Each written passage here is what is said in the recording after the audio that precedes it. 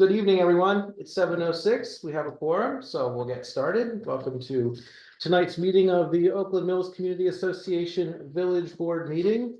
We have a couple of administrative items before we get all the way underway. The first is to approve the minutes from the September 24th board meeting. I got a motion to approve from Andrew before I could even ask. Is there a second to that? I've got a second from Warren. Is there any discussion of those minutes? All in favor of approving? 2 in the room, online, 2 online, 400, Amy. Take care. Good night. Yes, sir. Great to see you. I'm glad you got the emails. Yeah. Thank you. Okay, next, we have approval of the agenda for tonight's board meeting. Is there a motion to approve? I'll take a motion from Andrew. Is there a second? I'll take a second from Warren. Is there any discussion of tonight's agenda? Okay, all in favor of approving? 400. Thank you. We are underway. Residents speak out. Is there anyone online waiting to speak? If so, use the hand raise feature on Zoom. Oops. Don't worry about it.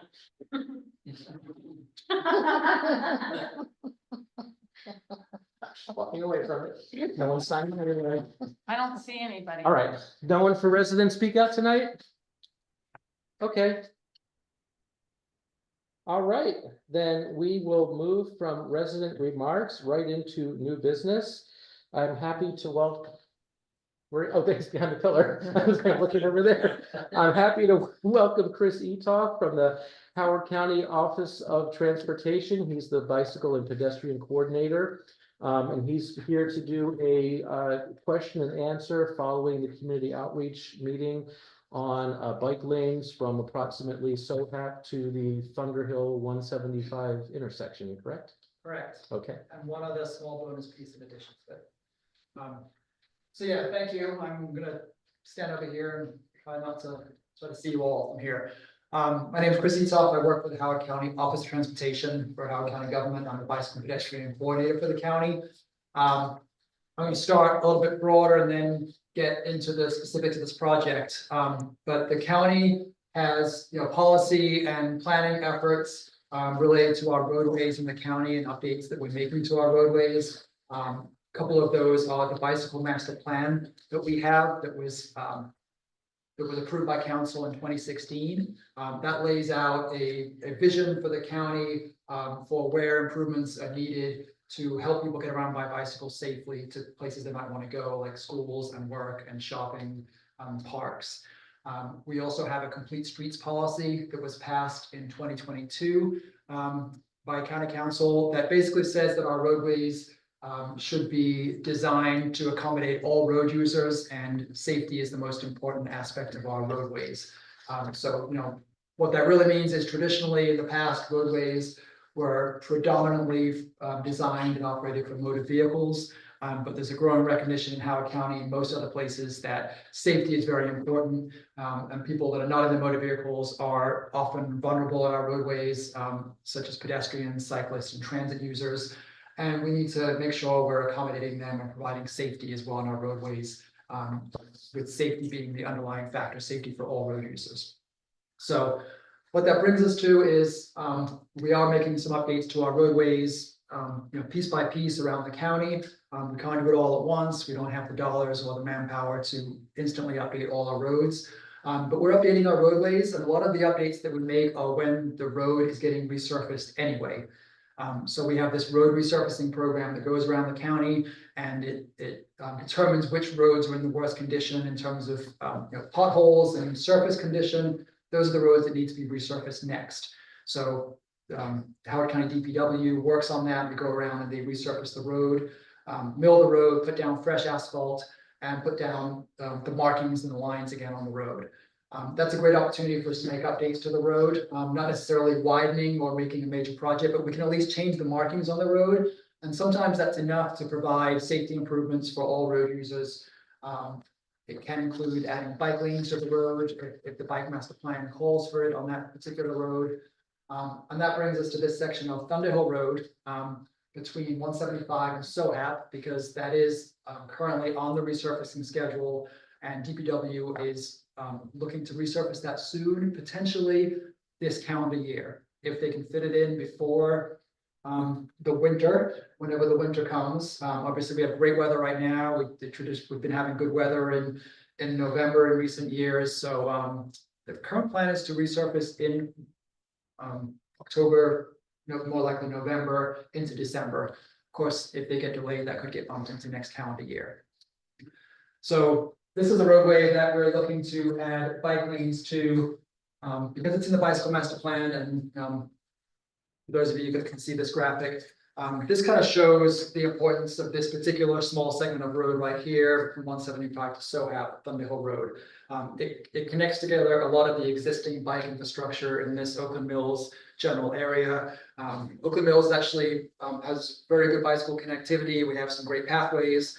There's some existing bike lanes on some of our roadways, including Thunder Hill Road on the other side of 175 and Thunder Hill Road going towards the village center. So this is a missing piece that we're looking to fill at this time of resurfacing. We also have the opportunity for this small section of Oakland Mills Road between SOHAP and the Glendale Park. That's also getting resurfaced.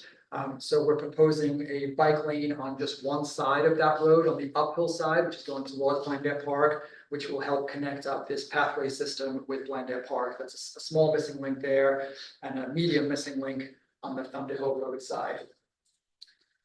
So we had a community meeting last week in this very room on Thursday. I just brought this to show that this is, people always ask, how do I know about community meetings? I know the village board posted it, and that's helpful. We also post these in the community to let people know. We have these posted on Thunder Hill Road, and we put this QR code on here, which takes people to the website for this project, where you can learn more about it, view the images and the plans. And we also have a survey form there where people can give us their feedback on this project, this improvement.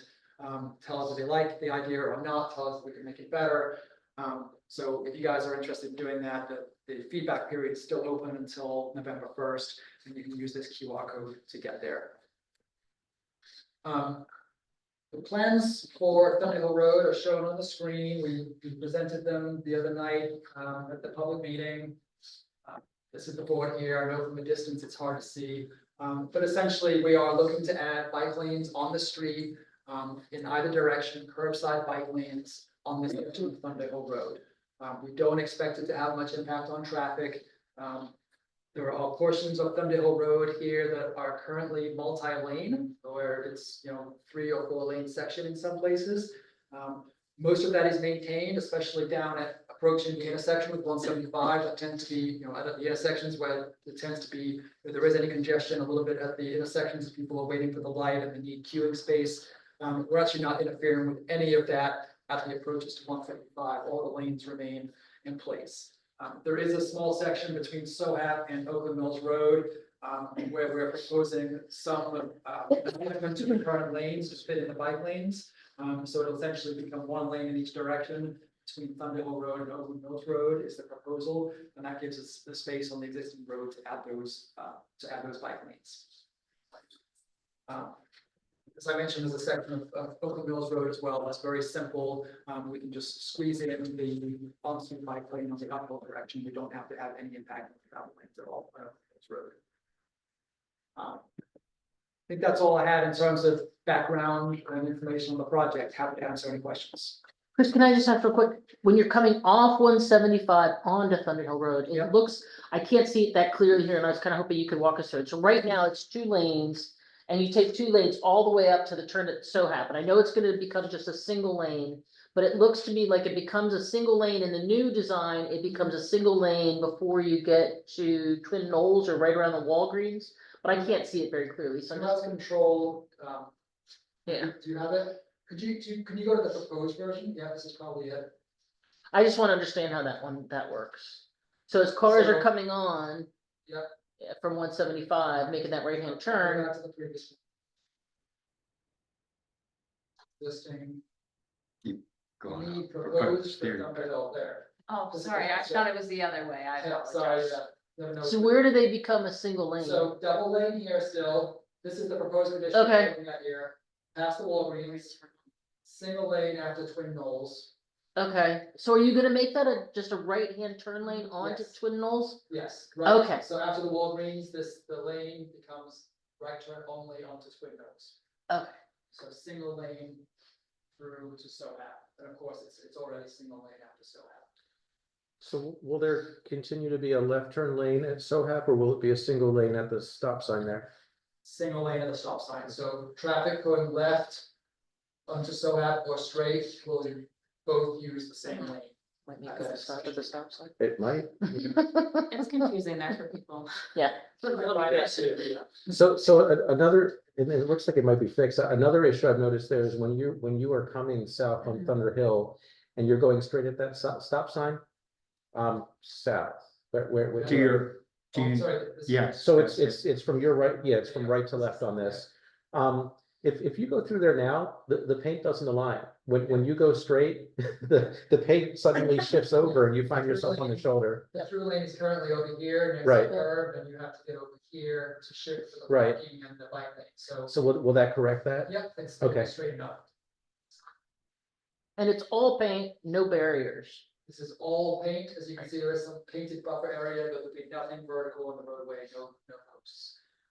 We have done some bike lanes with posts, they tend to be a little bit more on the higher speed roadways, and when we can do a longer stretch. This is a relatively short stretch, filling this gap, where we already have bike lanes on Thunder Hill here, and I think it's bike lanes on Thunder Hill on the other side, so it's a small gap filling project.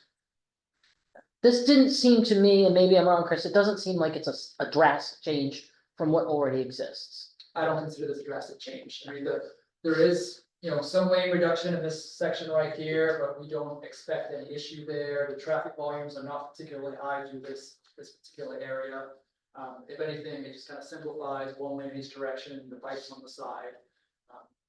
We don't expect this to be drastic either way. It's a small safety improvement for people on bikes. We don't expect it to have a major impact on traffic. So Chris, one request, I guess, one thing I noticed, I think it was during the Oakland Mills Road bike lane project, I think it was that one. As the project was progressing and the paint was changing, right, because it didn't happen all at once, the signage on the roads did not keep up with the changes. So the signs were telling you to do one thing and the paint was telling you to do another. And I encountered people driving down the wrong side of the road. Can we make sure that everything stays, especially with how busy that intersection is with 175? Can we make sure that everything stays coordinated so we don't have confused people on the wrong side of the road? Yeah, we'll work with the marking crew to make sure that stays clear. This is definitely a much simpler process and should be much shorter duration than the Oakland Mills Road project. That was, more than a mile long, and we completely changed the configuration of the road. We put in concrete medians, so there was all kind of shifting that took months really Right. for the overall construction. This should be much shorter duration, much simpler, but we'll definitely work with the marking contractor to make sure they have it clearly signed during that kind of Right. interim period. They usually use temporary markings on the roadway. They put tape down after the paving to make sure people know what lane to be in before the permanent markings go down. And even if they do manage to get it done this calendar year, that's actually gonna help because they're gonna be in a hurry. Because they'll wanna get it done before the cold weather comes, which, that could tighten the duration up even more, which would be good for the community. We're good for resident Yeah. questions, yeah? Curious about the width of the lanes that you create. On Oakland Mills Road, I actually was happy in a way that you did what you did, because now I can drive down that road and cheat a little bit, because the lanes are not narrow the way they were when you had 4 lanes on that road. But I was over on Columbia Road the other day, and I felt like, I gotta really, pay attention here. Yeah. Cause it felt tight. So what's the deal on that? How wide do you have to have the lane for cars? Yep, so in Howard County, our usual minimum width of a lane is 11 feet. Some areas do go tighter than that. 10 feet is quite common around the country also. We have a couple places in Howard County where there's 10-foot wide travel lanes on slower speed roads. But 11 feet is pretty much standard minimum, and these will stay 11 feet wide. There is the buffer area, kind of like the mills, as you mentioned, it's crosshatch buffer on either side of the travel lanes, which is gonna help through here to give a little bit of wiggle room, if you like. There is something to be said for that constrained feeling that you mentioned on Columbia Road. It does tend to make people drive a little slower, because just like you said, you kind of feel like you have to watch out, pay attention a little bit. And kind of the current thinking on traffic engineering and the current science is that's a good thing if you make people like pay attention a bit more by keeping things somewhat narrow and constrained. Obviously, we have to accommodate large vehicles, school buses, flat trucks, they're all coming through here, even though this is not a major trucking route. We still have large vehicles we have to accommodate. So the lanes have to be reasonable width, the turning radiuses have to be reasonable to accommodate all those vehicles, including fire trucks. So, regular size passenger vehicle will have no problems. Do you have a cost figure for, say, Oakland Mills Road per quarter mile and Old Columbia Road, and what, you have cost figures for these things? Yeah, I mean, some of them we have actual costs because we did them already. This one is minimal, almost zero. We're resurfacing the road anyway. That's a road maintenance cost. The road is getting resurfaced because it needs to be resurfaced. So the milling, the asphalt, that's all, and then the restriping, that's all already in the budget because the road has to be resurfaced. So it's a matter of, do we put the lines down like they were, or do we put these lines down? Now, there might be slightly more paint here than in previous, but it's basically a difference in the cost of paint difference between what we had before or what we're doing this. So minimal, just in the thousands of dollars, like, maybe $10,000-$20,000 difference for a project like this. Columbia Road, a bit more extensive, we have to do a bit more planning work. There's obviously a cost of those posts. I think we're looking at like $150,000 spent on that section of Columbia Road that was done recently. Oakland Mills Road, that's another level. We did a lot of concrete work. We did all those pedestrian refuge islands. There's several of them. That's obviously real construction. So you're probably looking more in the $500,000-$600,000 range for that whole section of Oakland. 500,000 or 600,000 for the 1 mile? Yeah, a little bit more than that. Yeah. Again, that doesn't include the pavement cost of that being done anyway. The road is already being resurfaced, and that's a different budget, and it's happening anyway. So that's why following the resurfacing program around the county is very efficient. It gives it a lot, we're able to make changes with very little cost because the road is already being resurfaced. We're not widening this, we're not changing the curves, we're not changing the drainage and the any of those systems. It's just, we're just marking the road differently. Another question for you. So the bike lanes that we have in Howard County. The other day I was in Baltimore City and here came a scooter motorized right down the middle of the road. And a few minutes later, a skateboard motorized and a kid coming down the road. I didn't encounter an e-bike, but I know that's another motorized, I think. Can those three things, the e-bike, the skateboard, the scooter, can they use the bike lanes legally? They can. The skateboard is the one out of those that's a little bit undefined. It's not really considered it's not really classified as a road vehicle. But the electric scooters and the electric bicycles are classified in state code. And they're actually classified the same as bicycles. They're in the same category, they have the same rules, regulations, allowances as bicycles. As long as it's not an e-bike above a certain power category, like most of the e-bikes that are like low to medium power are considered the same as bicycles. There is such a thing as an e-bike that's too fast to be considered a bicycle. So same rules, same regulations, they can go on the street, they can go in the bike lanes, they have to stop lights, stop signs. Not motorcycles. Motorcycles have licensing requirements, you have to pass a test, you have to register a motorcycle with the MVA, you don't have to register a bicycle. There is no driver's test for a bicycle or a scooter or an e-bike. They're considered, bicycles, they're allowed to use the road, but they can use the bike lanes. Chris, first of all, I don't have any scientific traffic studies to look at. I drive the road probably 3 times a week, Friday night rush hour. in the past couple weeks, I've taken my bicycle up the sidewalks. I don't ride on the roads. I'm too scared. I ride pathways and sidewalks. And to me, most of the traffic stays on Thunder Hill. About 80 to 90% of it stays on Thunder Hill through there. Less than 15% goes onto or off of Sohap. Okay, from my experience, personal experience. So Okay. the split here, yeah. Yep. 85% here, Yep. 50% here. And my concern, I have a couple concerns, is one, there are about 11 houses north of Sohap where the driveway opens right onto through traffic today, okay? I'd like to solve that problem. I'd like to have bike lanes. I'd like to have parking in front of those 11 houses, like all the houses south on Thunder Hill. And what I am for is the lane markings south of Sohap, which are parking on both sides, bike lane on both sides, and one through travel lane on each side.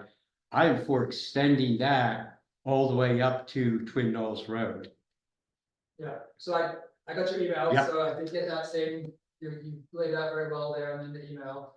So it's about this section here, Yep, and it sounds like you're suggesting, you know, obviously there's only so much space we have, so to fit parking in as well as the bike lanes. We probably would need to forego the left turn lanes onto Twin Knolls and Oakland Mills Road. So it sounds like to hold this kind of cross section here, where there are no left turn lanes, you know, nothing in the center on this type of section. You're suggesting that through here. all the way through. So the houses don't have their driveway going right into a travel lane. Yeah. They Well, have, This does help with that, like the driveways will have bike lane and then buffer before they come out and travel. Okay. This. because I'm looking at the buffering, et cetera, and I'm thinking simply extend what's south of Yeah, Thunder Hill north. You get bike lanes both sides, you get parking both sides, you get the single lane of traffic, which you're gonna have pretty much, except here you've got left turn, but I'm thinking the markings that are here are excellent, and they work for, 85% of the traffic that's gonna be through here. If it works south, it can work north, and simply extend this painting up here. Yeah. And then there's no dead space here. You've got parking, bike lane, through lane, parking, bike lane, through lane. To me, now I'm not a traffic engineer, I haven't done traffic studies, it's just looking at the situation, extend it all the way up to somewhere in here, the end of the concrete island, somewhere in here, because there's a house here with a driveway. Yeah. I'd sure like to have them Mhm. not in a travel lane. Now, right here, you've got, I think, a bike lane, yeah. which is The good. Bike lane is just, yeah, we lose the buffer, but it's still bike lanes. Bike lane through here. And do that, if it works south, it works north. Yeah, I mean, so again, to summarize, it works fine down here, like we've had that, it's working well, you know, most of us would agree. The difference would be you're trading off the left turn areas onto Twin Mills and Oakland Mills. So that to create space for parking, you know, in addition to the bike lanes through this section. Yeah. Because there is always a trade-off when you're working with a fixed amount of space, so that would be the trade-off. Right. We didn't initiate that way. We hadn't heard requests from these residents about parking on the street previously, so, you know, it wasn't something we were actively looking at. And Well, we Chris, would can have I to- just, I'll tell you something. So one of those houses that's close to 175, they have a landscaper, and when the landscaper comes, they park in the driving lane. And they usually put up cones, but like the other day, they didn't have cones up, so they just park it there while they do the landscaping for Yeah. that house, so, and there's not, like, it's not, like, my personal opinion is you come around the bend, and hopefully you're not driving so fast that you don't see it, but Is it right in here? it's one of the houses, yeah, it's one of those houses, I think it's like it's like the middle house or something, but anyway. Yeah. When the landscaper comes, they come with their big truck and their trailer, and usually they didn't have orange cones around it the other day, but normally they put orange cones around it, but they block that whole travel lane, so. I don't know if that's a consideration for you guys. I mean, honestly, like, what I suspect they might do with this configuration is do that on the bike lane. which Yeah. is Not great either. Right. Probably, I don't know if it's any worse, maybe slightly better than doing it in an active travel lane. If that's an issue, is they can't, if these people wanna have a guest stove, or there's no room, or a few guests, there's no room in the driveway, they can't park out front. Right. They've gotta park here and walk, or park here, across the road, park here, across the road. And to me, that all goes away if you just extend it up here. You lose the left turn lane here, okay? Yeah. You lose left turn lane there, you're losing the left turn lane here. Yeah. Okay, in this proposal, so you're losing one left, lose a few more, okay? And just extend it, and it gets you past that issue. People could have a party and people park on the street, et cetera, because parking, then there's the buffer with the bike lane before you get into the travel lane, so. I'll make a strong suggestion to please consider that. Yeah. Okay, before you make a final decision, and thanks for listening. Yeah, no, it's a good suggestion, something we should look at and consider. One additional consideration I'm thinking of is usually if we're doing something that, you know, I'll call it taking away a lane in this way, like these, a turn lane. We tend to try to make sure that the local residents know about it, and then again, they get a chance for feedback, which, you know, is pretty limited at this point, because we had the public meeting and this wasn't mentioned, and it's coming up now at the board meeting, so we have to see, you know, how we could, you know, and maybe the village board can help with that, how we can communicate that proposal with, especially with the residents here. I guess it's not much residents here, but there is some traffic back here, I noticed, for the employment back there. I noticed at rush hour there's quite a bit coming out. There's a coffee Mhm. guy and everybody loves it.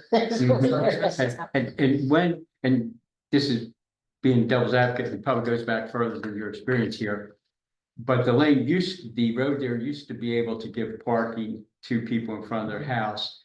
And were they consulted when the parking lanes were done away with? Yeah, I don't know. Okay, I know, it's before your time. We typically, yes, I mean, now if we're taking away street parking, we definitely go through that process and, you know, I have some contentious meetings about that particular topic. We can look at it, I can definitely say that. First of all, we can measure it up and see if that proposal fits. Kind of think it does, because like I said, it fits here, I don't think this is any more narrow than here, so I think it fits. I don't think it is. And then I'll talk to traffic engineering about, you know, the loss of the left turns, we can look at the volumes of the left turns. And then we can see what community outreach might be needed to make people aware of that proposal. And look at the volume of the left turns on Sohat, Yeah, okay? it's still kind of different though, because it's stop control, so the concern here is rear end crashes, you know, if you're making a left into one of these. Mhm. Waiting in the roadway and you can't make a left right away, there's traffic coming the other way, you're exposed in the live travel lane, Mhm. there's no left turn. Where here it's stop control, so everything, you know, can just queue up behind you. So, you know, that is the minor concern, is it would be rear end situations from these left turns. And being a polite, respectful, pain in the back pockets. You've got stop signs there at Sohap. It measure the traffic on Sohap, measure the traffic Oak Mills and Twin Knolls. And if you have a stop sign at Sohap, you could put a stop sign at Oak Mills and Twin Knolls, so that's a lot of stop signs, okay? So, but I'm looking at equal treatment, so to speak, because if the traffic on Sohap is less than Oak Mills and less than Twin Knolls, why does it have a stop sign and the other two don't? Okay, I would think where you have more traffic is where you want to put stop signs, less traffic, not so much the stop signs. So Yeah. those are just some, because I'm an engineer, but not into this, but it's numbers and time and distance and all of that. So I'm being a polite, respectful, pain in the back pockets. And thanks for listening. I appreciate it. I will say they've gotten more strict about where they put an always stop, in more recent years, so, you know, they have to have enough volumes, as you were mentioning, from the approaches to kind of justify a warrant to always stop. Mhm. This may or may not have those volumes, to be honest, they used to be not as strict, so there are lots of kind of legacy always stops that, you know, maybe today this would be a through traffic and just stop so happy. If they were doing that today, but they allow these legacies to hang out there somewhat, so. But That's what most people on Thunder Hill do anyway. yeah, just go. Just go through it, yeah. They do, Yeah, they they have to. They run the stop sign. Mhm.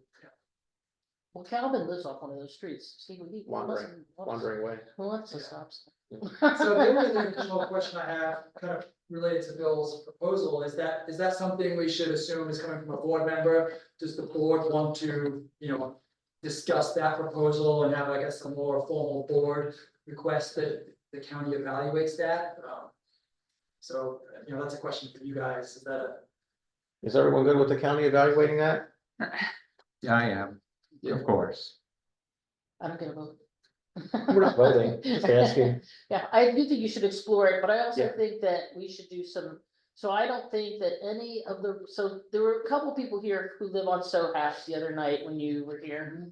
But I don't recall seeing anyone, like, I know who lives, I know who lives right at that one stop sign on Thunder Hill Road heading south. She was not here, and I know that they were all told that this was gonna happen, but not, I don't think any of the residents who actually live against that road came, and I don't know if it was just inconvenient, so I don't know, like, can we go door knocking or something like that, just to make sure they're aware, we can direct them towards the website where all this material is there. right? And the feedback form is there, they can call me anytime. as And well. the sign was right there, right? Near The there. sign was right there, Yeah. you posted one by the Walgreens and one right there. And November 1st is the cutoff. They have not, oh, sorry, yes, November 1st is Feedback. our cutoff for feedback, I don't know exactly the date of the resurfacing. I mean, to be honest, when they start the resurfacing, like, there's still a little bit of time, because it takes some time to mill the road, repave the road. Until the day that the striping guys are coming out to put the parking down, that's really, Yeah. we have to have it buttoned up by then, for sure. Because one thought to village board members, to reach those people between SOHAP and Twin Knolls is, I think it's 11 addresses. Mhm. We could write a quick letter and mail it to those 11, direct them to the county website, the plans, and tell them you've got till the 1st to give feedback to the county. That's one thing we could do to, but I'm suggesting some people do some work, and that's, I'll be the devil's advocate now. I don't think we should, okay, because, the signs were up. It was a publicly announced meeting, so, Okay. everyone had the opportunity to Mhm. see and attend. And in this case, it seems relatively small, but if we set Mm-hmm. that precedent, what happens when there's something very large? Mhm. Are we gonna do that, for 100 homes, or? That's Yep. what I worry about. Okay. Because then you set that expectation that you're gonna make individual contact with everyone affected. no And then you problem. also get into a situation where someone goes, well, I feel that I'm affected as much as they are, and so. And it did go out as an individual email, and it did go out in the newsletter. Okay, Does everybody It see was on the hitchhikers go Facebook to the page. village? I don't know if that means they saw it, but it didn't back up. okay, no, that's fine. So I will work quickly, because I have to, but in terms of evaluating the additional proposal. I appreciate Thank that. you. We'll take a look at it, I'll get back to the board, Okay, Thank you. thank you, Chris, really appreciate it. thank you. Yeah, thanks, Chris. Thank you. As somebody that bikes that road quite frequently as a commuter from Meadowbridge, I need the CA path there to cross that corner because it's taking your life into your hands on your bicycle. All right, we are joined once again by Mr. Marty Altmans for our CA liaison update. Take it away, Marty, and I'm sure there's gonna be a good picture at the end. Your kid. Sorry, it's not cooperating right now.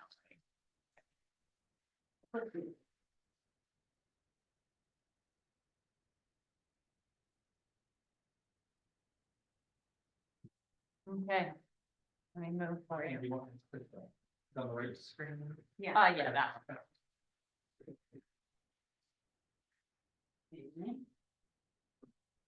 Well, Chris, on your way out, my bike is in the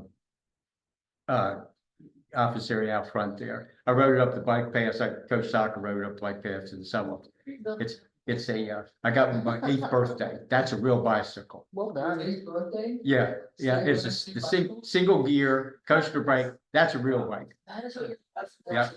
Yep. Chris Alita has an old bike and I have an old bike, but you have to Yeah. speed. I'm like, I want an e-bike so bad, like, I want to upgrade. It's worth it, Marty. My sister loves hers. Yeah, I want the Trek Dual Sport e-bike, I've got. You do have to pedal it, like you. Yeah, my current one, I got to pedal all the time, I want the e-bike for the hills. Thank you. take care, Chris.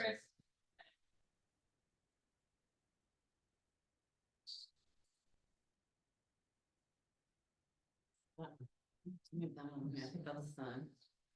There we go. So the down's working now. It was just wasn't clicked. Okay, hi everybody again. Got a lot of stuff to chat about. So let's start off with some program highlights. So right now it is all hands on deck around CA is we are approaching the launch of our new customer management system for the memberships and all the CA programs and stuff in mid-November. It's updating records, training all the frontline staff, syncing our systems, creating new website content, deploying the software. It's pretty much all I'm doing all the time right now at work. It's exhausting, but we're getting close. The real benefit of the software is the member side is anybody that's used the CA programs forever. Everybody complains and hates the app. The company, it's the same company that was the current software, but it's like if you go from Windows 98 to Windows 2010, like this company, all the money that has thrown into the member experience and the newer version of their program. So the web portal's better, the app's better. So all of the improvements are really not really the back end for the staff isn't changing that much, but the member side experience is changing to be much improved, where it's got shopping carts with timers. So like right now, the swim lesson rush where everybody's got to get in and the first person pay gets the swim lesson. Now it's more like Ticketmaster, it goes shopping cart and you get 15 minutes to, so a much better member experience from using the app and searchability. Right now you got to know change your facility and all these things, and you can only search, now you can search just swim lessons or just yoga, or and it'll show you all the different stuff around town. So it should be a much better resident experience for that. On September 25th, the Supreme Sports Club hosted our Running Brook Elementary School and infant toddler program. It's our new program, and they are continue to participate and try that out throughout the school year. Starting September 20th, the Youth and Teen Center will host the Empowerment Series facilitated by the Pearl Foundation. This program will serve 20 middle schoolers next door. And additionally, the Maryland Food Bank Supper Program will offer hot, nutritious meals and snacks at the facility starting September 21st. The National Learn to Skate program has officially named the Columbia Ice Rink as its #1 Learn to Skate program in Maryland and number 11 in the Eastern United States, right next door here in Oakland Mills. The Youth and Teen Center hosted our annual Community Chess Day on October 12th, and we had over 100 people represented between age 70 to 95 playing chess at different levels, and again, right next door here. So you guys have had a lot going on in Oakland Mills the past month. We've got a lot of construction going on. Our sustainability group has been able to offset 100% of our electricity with solar or wind renewable energy officially now through their partnerships they've worked with. Sustainability open space coordinating with Howard County to plant approximately 400 trees in open space north of Lake Elkhorn at no cost to CA in November.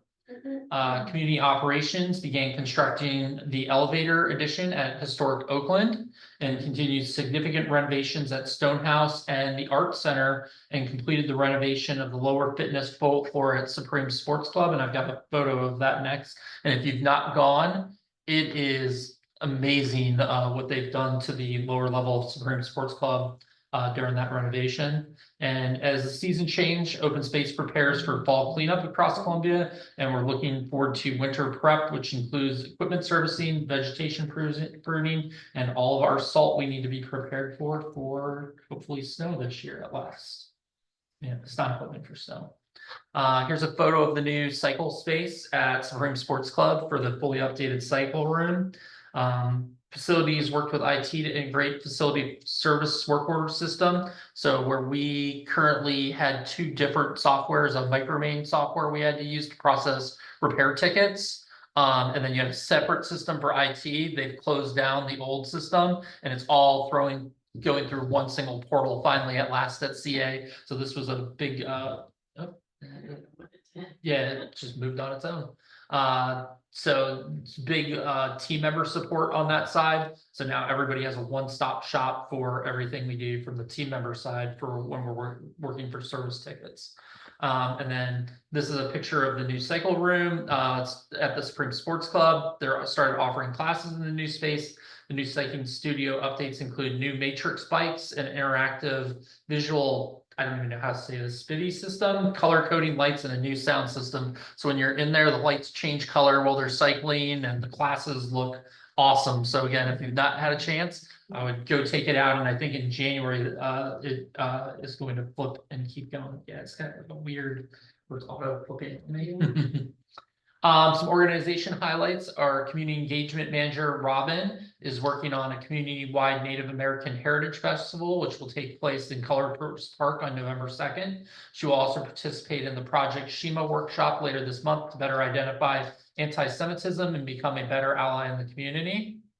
By the end of October, our new multicultural programs manager, Elena, will have attended nearly 30 one-on-one meetings with various community partners and CA staff to learn about their work goals and priorities. She has also been researching the history of the Sister Cities programs and gathering information about the past programs and initiatives. Our finance team hosted representatives from CA's commercial insurance broker and a primary carrier for the excess general liability coverage for on-site meetings and facility tours. The brokers and carriers were busy commenting on the team's professionalism and continued safety and risk management. This was a strategic initiative to help CA continue to get necessary coverage in an increasing restricted and challenging insurance environment. Andrew represented the Columbia Association for Walk with the Doc. This Lake Kit on September 21st with 7 members of the community enjoyed and walked and listened to his insight about eye health. And then some other CA points of pride. CA is a proud sponsor and participant of the Howard Community College's 5K Challenge, where participants raised $103,000 to directly benefit student scholarships. Tavia and our fitness team helps gather teams for that and lead the charge on that. The procurement team's focus on professional development is paying off. Michael Boast earned his NIGP certified procurement professional certificate after passing the exam and meeting other eligibility requirements. Jerry passed the assessment as well for digital badges in construction, technology, and pass. And Rhonda achieved 2 digital badges after attending and passing a technology pass assessment. So we got a lot of team members over there taking a lot of classes with our new policies for being able for continuing education. Customer care has been deeply involved in setting up and preparing for our club automation transition. As the team that manages customer information, they have been cleaning up the membership accounts. They've been getting ready to do support for members afterwards, because I'm sure there's going to be a lot of password resets and questions on where to go as everybody transitions over. And even small changes require individual modifications to thousands of customer records. So every time they're like, we need one more thing or one more address field or whatever we need for the transition, they have to go hit every customer record in the system to update that. And then finally, Tavia, who is our health and fitness advisor, who's in charge of the 3 fitness clubs, represented CA at the 2nd annual physical activity symposium in Alexandria, Virginia. The event includes physical activity advocates from more than 75 organizations, including the CDC, Health and Human Services, and the National Fitness Foundation. The symposium featured panel discussions promoting physical activity and network opportunities between organizations.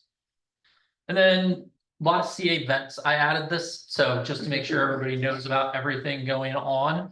This weekend, there is more going on at CA than, and there's a couple of things I found out about today. So there's a haunted trail. It's the 2nd year Hobbits Glen this Friday. So it's free from 5:30 to 8:30 at the Hobbits Glen Golf Course. So if you want to go check that out, where they decorate a trail with, last year they tried to do a hayride and it got too backed up. So they're going to do a walking path this time through it. But I will be actually going and helping set up and then walking my daughter through it. So we'll see how the haunted trail goes. And then not on here, next though is the Friday, Saturday, and Sunday at the ice rink. They've got costume skates at the ice skate all weekend. They just saw that, as well. Then you go right from the haunted trail to Saturday morning. They've got the painting event at both lakes on Saturday during the day. If you've never gone out and checked this out, it is amazing. They have people all around Wild Lake and Lake Kit downtown and just painting live. And with the fall colors hitting their peak this weekend, it should be pretty amazing to go do a figure 8 loop around the 2 lakes and check out what everybody's up to in the morning. And then we cap that off next. You can leave that and go right over to the trick or treat from 3 to 6 over at the Columbia Sports Park. And that is the end of the events. I will be at that one as well. I will be hosting a Pokemon themed truck and my daughter will be Pikachu. There's my photo update. So she just turned 1 and she tried out the swing on one of the CA tot lots this weekend while I was out walking her and the dog, and loved it. And then I think that's Lake Centennial the other night when we were out doing a walk around the lake.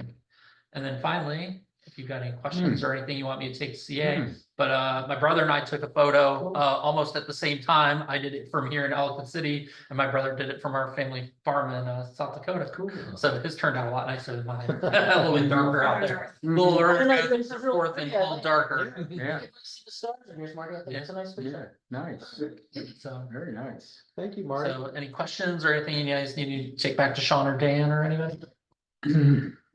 No, things looking good. Questions, anyone? Warren, Paulette, any questions? No, Thanks, questions. everyone. Thank you very much, Marty. Thanks. Thank you. Great to see you. More importantly, You as well. great to see your daughter. Yeah. Yeah. Those pictures. I'll probably see you pictures guys coming. in December sometime. I don't think I'm gonna be able to come in November because of said computer system launching. Okay. I think I'm gonna Okay. be too busy. But I'll see you guys. All right, thanks. All right. Take care, Marty. Next up in new business, this is our first discussion of donation requests. So for those who are new, the way we normally do this, like a lot of new business items is, we basically, you all received the donation requests. If you haven't looked, you have them in front of you. So if there are any questions you have about the donation request, Brigitte can follow up with the organizations that have made the request. There's no expectation that we entirely fund these requests. A lot of organizations will just send in what their, total need is, understanding that we're unlikely to meet their total need. A disclosure I've had to make for the past couple of years and I'll make again. I'm now the president of the Fine Arts Boosters at Oakland Mills High School.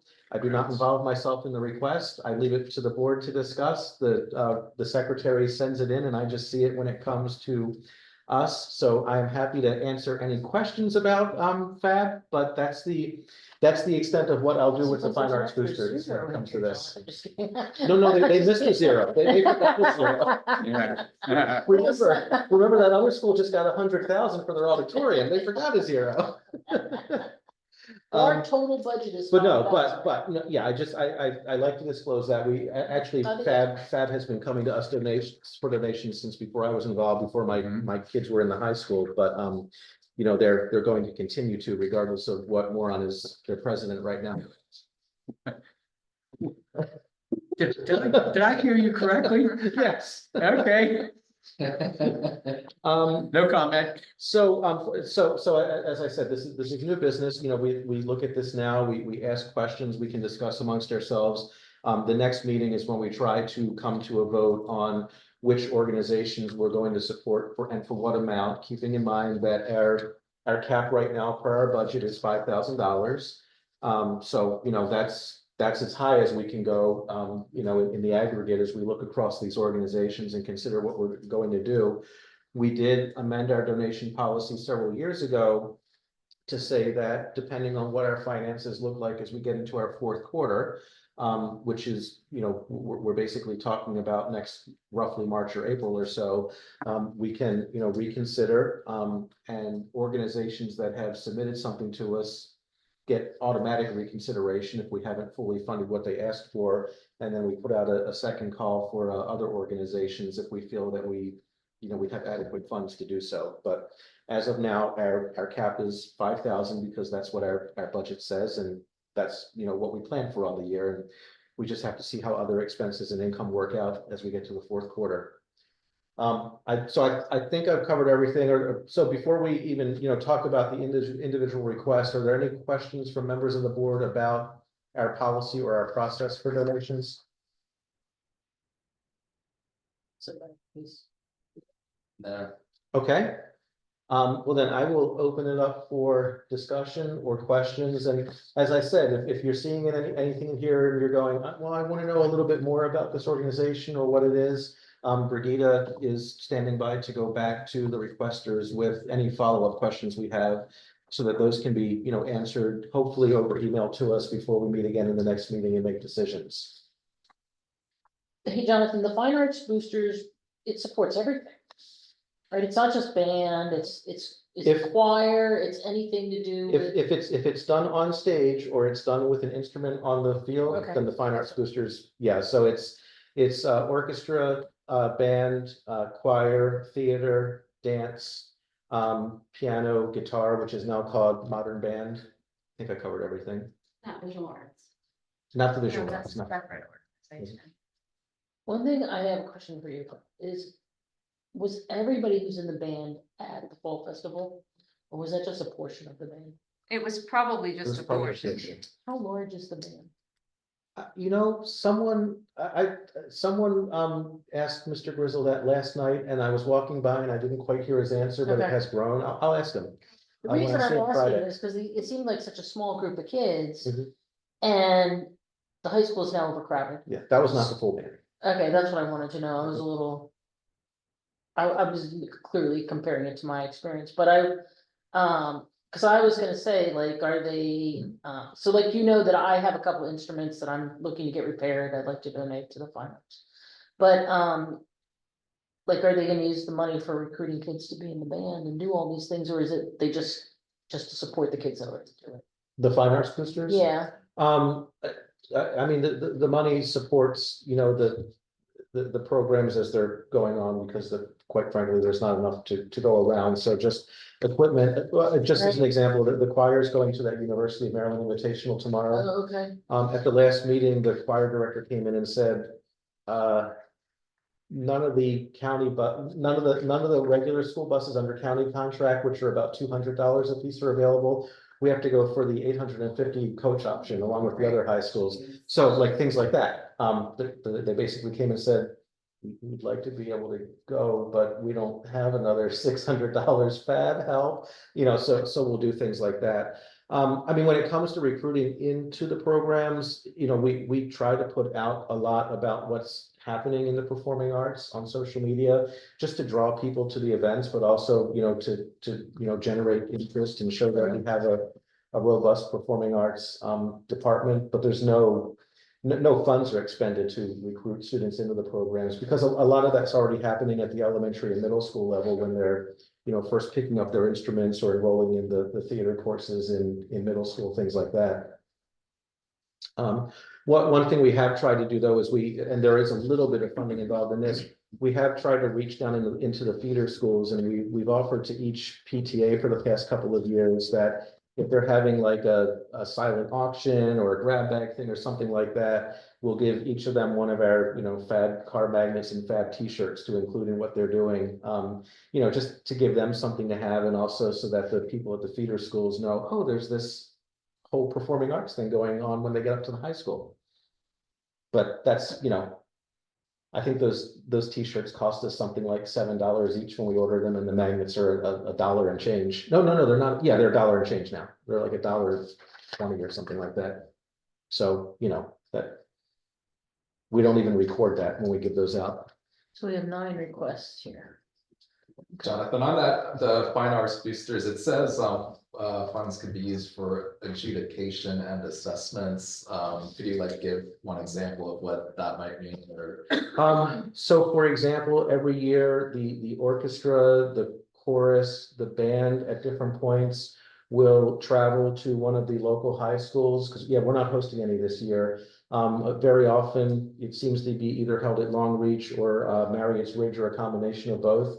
And, you know, they all go for adjudication, where they go in front of music professionals and they do their performance, and then they get scores back and things like that. So, part of the funding to support that is just getting them the transportation back and forth, because the county doesn't pay for those buses. It's not part of the regular, we need to get you to school and we need to get you home from school, part of the transportation budget. And then in some cases, when it comes to adjudication, if they're going to bring in an accompanist, yes, thank you, I was looking for the word. Piano If player, they need to bring in an yeah. accompanist to play with them, we're help funding those things. Or if they're bringing in a master clinician to work with them before they go to adjudication, FAB will fund the master clinicians who come in. And those guys aren't cheap. Yeah. No, Um. This is a really hard one this year. I feel like last year, it was a little bit easier to make all of our decisions. and we're not deciding tonight, we're just, you know, getting any questions answered. So I have questions about like Talbot Springs Elementary School. 50% of the kids, if I remember correctly, 50% of the kids that go to that school are on free and reduced meals. So this seems like something like, are they trying to feed these kids? Is that what's going on? But it also seems like there's some kind of a shop, like what are they selling at their shop? Do we know? So I was a little confused by exactly what that is too. I was gonna ask if we could get a follow-up of just what's happening there. I think that's what she was talking about, their winter, whatever event that they have. They call it a winter shop, Eagles Yeah. Winter Shop, but then she said we wanted to described more offer of a food. party. It's an event. Yeah. And, they do have a little store that the kids go to shop at, and they get like a little gift for their siblings or whatever. I think my kids have done stuff like that too. I think interesting. That Casey Sheffley is actually on, Yeah, I'd like to. Oh, she is. yes. Casey, are you here because of the Talbot Springs request? Hi, I am actually. I thought I saw her. You did. You saw me. I'm trying to like wrangle putting kids to bed and listening. So the Winter Eagle Shop, we hosted it last year for the first time, and we wanted to make it as accessible as we could for everybody in our school, since a lot of our kids are on free and reduced meals to attend. We had like a $5, maybe it was $3 or $5 dinner with a chips and a drink for kids to come, so that they didn't have to worry about feeding their kids before they came to this event. We had free crafts for them to do, so that there wasn't just something to purchase. And then we had a winter holiday shop where they could buy small little things for their family members. And I don't think we made any sort of like fundraising per se for that. If we did, it was minimal, and I believe we lost money on the event. But it was like a wonderful community event for just the school neighborhood, but it's something that we can branch out and put it in the Oakland Mills, email. But this year we want to make it even more accessible by either having food for whoever came, because before it was you had to pay for food. But this year we would like to either have free food, or we'd like to give every student there the ability to purchase something without having to worry about funding it on their own, since that is an issue for a lot of people in our community. So Casey, is what you're saying, like if it were fully funded for the 800, it might be a mix. Some of it might go toward the food, some of it might go toward those credits, depending on what things cost or who needs Yep. what. Yep, Okay. we want to do as much of that as possible. That's the part I wanted to get clarified, because Mhm. like it said, it talked about offering food last year, but then this year offering the kind of the shop credit. So I wasn't sure if you were asking for food or for the shop credit, or both, if it's possible. Okay. I mean, if possible, we want both. We want all of the things to be covered for the kids, but Okay. we will do whatever we can do with whatever we get. And just for the board's information, I mean, Mhm. bottom line, we like to see what the needs are, but when we give the money, we don't we don't strictly dictate what it's used for. So like, we wouldn't come back and say, well, we're giving you X amount and it can only be used on the food. It would just be, yeah, you take this, you know, we're giving you as much as we can, use it as you need for the It's event. not a PPP loan. Yeah, yeah. Yeah, we want to be able to do it, and our goal for the whole year is to be able to do as many free things for the kids and the families as possible, but our PTA is very small and mighty, so we're trying. Okay. Thank you, Casey. Any, Yeah, any no other problem. questions? Talbot Springs? No, that No. was my Okay. question. Nope. The village in Howard, my only question about the village in Howard is they're asking for 1,000, but they're not just gonna come to us. I have a feeling they're gonna go elsewhere. I don't know if anyone from the village in Howard is on, but are we the only people they're asking for money from? And what's their total ask across? I would just wanna know that. I don't, Cause last year, did we ask that question last year? so I think they're a bit high. By the way, I like that chart you did. I think they've actually doubled their request this year. It does Now, say- last year, one of the things we talked about, and I think this is still true, Brigida, is they also kind of get a little other something from us because they have a discounted rate to use the neighborhood center as their headquarters. So, you know, we kind of remember that as we're considering things, because it's, you know, it all comes out of our finances one way or the other.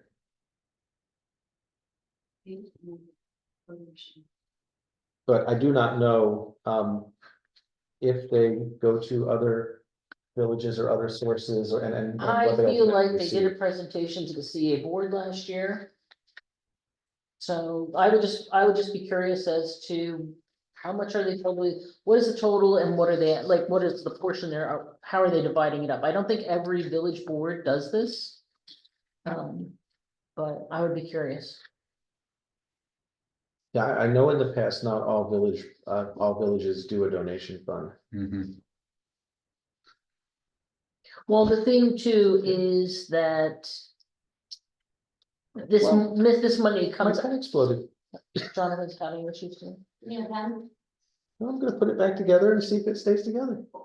Yeah. I don't recall if they Karen. gave them, I don't recall what CA did last year, but I think they did come and ask for money during the budget process. Which if you're coming to ask CA and you're coming here, kind of pulling it all out of the same.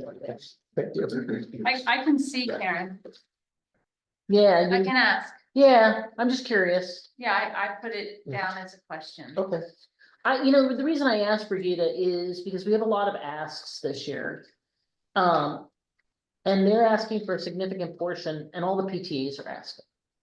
And so it's not that I don't want to give money. The Village in Howard does amazing stuff. I'm a fan of theirs, but if they're also getting things from CA, what is the likelihood of them getting that donation?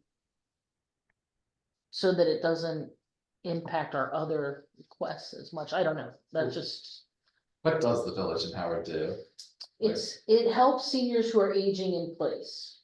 And you pay a membership fee to be part of the Village in Howard, and I'm doing this from memory, so if anybody thinks I got something wrong. you're doing well so far. You pay a fee, and the fee equates to a certain level of services, so like you can, I think the highest fee is $400 or $500 a year, and that comes with cleaning services. So like if you're a senior, you live by yourself.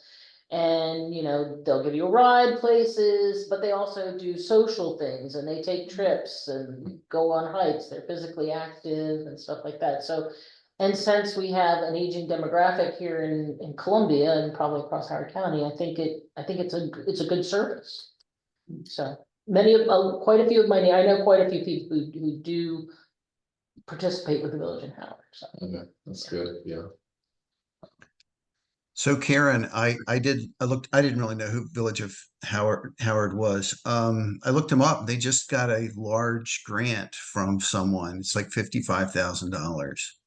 Wow. Yeah. Well, actually, that was gonna be my question, because in their request, they said they had applied for a foundation grant. And I was wondering like where they are in that process, because if that's the grant they've received, my question is, do they still need our little $1,000 if they got the 55? I don't know. It might be the timing of when they wrote this versus when they got awarded that grant. Right. And then, rebuilding together, like, I'm not sure about, like, they say safe communities and homes for everyone, but like, how, like, how do they actually, like, try to achieve that, or unless they have a website, which. They do have a Sounds- website, and Yeah. they've been around for a while, and when I was with the Columbia Home Tour, we did give them, they were benefits of that Columbia Home Tour funding or donation, but they do like, again, it's, sometimes it's older residents, sometimes it's residents who are unable to, whether it be financially or physically, make repairs in their home, or, you know, and sometimes the repairs are quite intense, and rebuilding together will get a combination of skilled trades people as well as volunteers, and they will go out and take care of these repairs. And in the letter, they did specifically state that I think Marcia, who was the woman who wrote the letter, she did state that this year, just alone, they have repaired 6 homes in Oakland Mills. And I also wanted to point out that I'm hoping that you all received the full package, because I only did a summary, but because I didn't feel like we had to have like 40 some pages in the attachment, but there was a letter with each, and a lot of the letters gave a description of what the organization did. It had contacts to their website. And then it had the specifics of why they were making the request that they were making. So I had sent that along with kind of the Excel spreadsheet based on donations we had given last year, who had requested them, what we had actually donated, and then the request for this year. So that was all. I just didn't include it for the full attachment. I only included the summary to be included. Have this thick on each. Exactly, it was Yeah. huge. So I had sent that out on Friday, and then I inadvertently left off one organization. And so I went back and revised it and added that organization, so.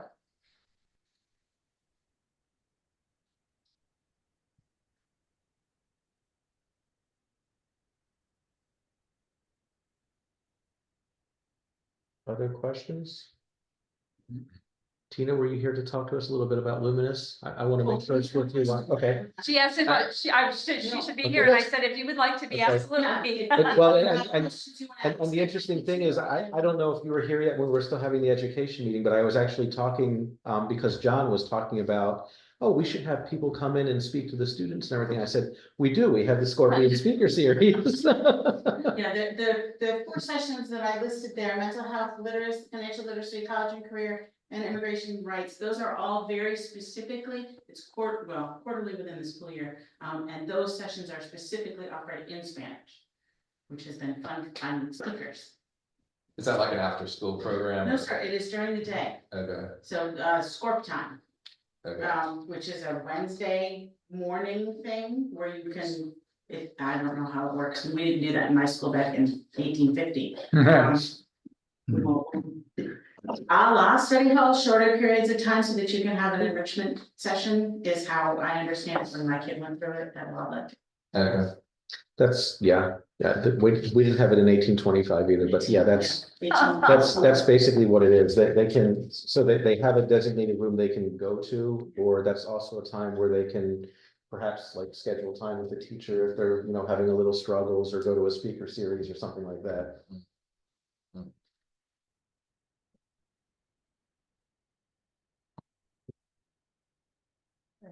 No problem. I'm using the bouncing around now. I'm the one who almost hit me with my pen when it shot out, so. Are there other questions that we want, so that we have, what we need to follow up in our next meeting in 2 weeks? I don't even know when our next meeting is. November 12th. Okay, I just saw Open Mills Middle School PTSA is, they mentioned music in the parks. Yeah, that's a big thing to fund, because I remember doing music in the parks with my kids and how much that costs. Yeah, That's a lot. transportation, like I think several of these mention transportation. Yeah. Or reference transportation. Transportation has become really, really expensive. And basically, all of these programs now have to rely on coach buses rather than the yellow buses. And like I said, what we learned from the choir is that's the difference between a $200 bus and an $800 or $850 bus. That's too bad. And I always break down. I have a question, Tina. Tina, if you don't get the full 1,000, because we have a lot of requests here. So Absolutely. No, we do, I'm also on the Wildlife Village Board and we do this exact same calculus. We're like, okay, we have a set amount of money in our budget that we can use right now and we do this exact same calculus. We're like, okay, how much can we ask for? I mean, the one year we were able to go a little crazy was the year, there was a very, very big year where CA was like, okay, if you don't spend it, we're gonna claw back about 45 grand. And we got that money out the door. We had a year like that. It was a good year and we had a good time. But I would be thrilled with the full amount and hearing the limitations, and we also, like, the PTAs are our first priority. And we do the exact same calculus that you all will be doing. what I'm always interested in from people is like, what other revenue streams do you have? So, for example, like, that's why I'm asking for the Village in Howard, like, if we don't give you all the, you know. Do we the have to fine shut arts- down? No. Right, okay, We get significant funding from the county, otherwise our doors would not be open. okay, good, thank you, that helps. And the other villages are in that neck of the woods, they're the ones who have chosen to fund us, and not every village has chosen to fund us. And that's fine, Okay. that's. All right, any other questions? Okay, so our next steps are, if you know, anything pops into mind and you want Brigitte to follow up with anyone, please send an email. Make sure you copy the board so we all see what the question is and then I'll see what the response is. And be prepared when we meet again on the 12th to make the always difficult decisions about who and how much. Again, keeping in mind that our cap right now is 5,000, so that's the one, well, two constraints. One, $5,000 cap, and two, has to be a, 501c3 organization we're giving to. But that's already vetted, so Right. all of these qualify. Mhm. Yes, everybody has been vetted. Yeah. Okay, we will move on to our Howard County fiscal 26 budget priorities. Thank you, Tina. Well, so much, have a good night. You too. So Brigitte has drafted something based on some discussion we've had and as well as things that we've asked for in the past. And I believe it was at our last meeting, we talked about maybe not coming in with as big a laundry list and paring it down to like the 2 or 3 things that are really, really, really important to us. And those really, really, really important things are the renovations and basically keeping the buildings going at the middle school and the high school, the comprehensive complete street project along Stevens Forest Road, and then the economic development funds, and basically the, hey, we should be getting some economic benefit from Blandair Park thing that we have put in there in the past.